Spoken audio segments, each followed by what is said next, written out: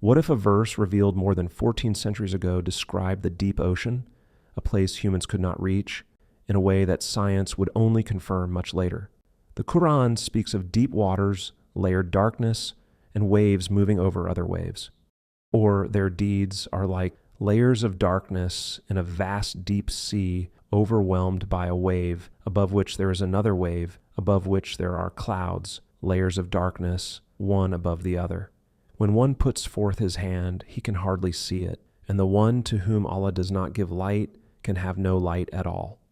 This verse is often mentioned in discussions about the Quran and science, but instead of rushing to conclusions, let's examine what it actually describes. Modern science explains that the ocean is divided into zones based on light. Sunlight reaches only the upper 200 meters. Below this level, light weakens rapidly. By around 1,000 meters, natural light is almost gone. Beyond that, the ocean exists in complete darkness.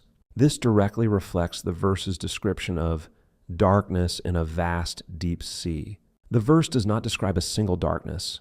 It says, layers of darkness, one above the other. Science shows that darkness in the ocean builds step by step. Clouds reduce sunlight before it reaches the sea. Surface waves reflect and scatter light.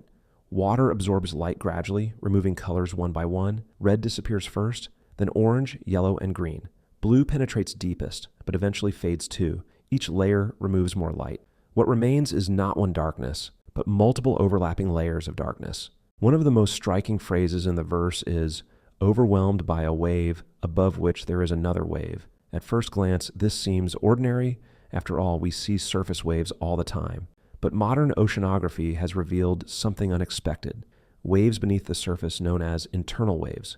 These waves, formed between layers of water with different densities, can be hundreds of meters tall, are invisible from the surface, were only discovered using modern scientific instruments. So today, we know that the ocean truly contains surface waves above, internal waves below, exactly as the verse describes. It's important to be clear about one thing. The Quran is not a science textbook. This verse is primarily spiritual, using the ocean as an image to describe misguidance, confusion, life without divine light.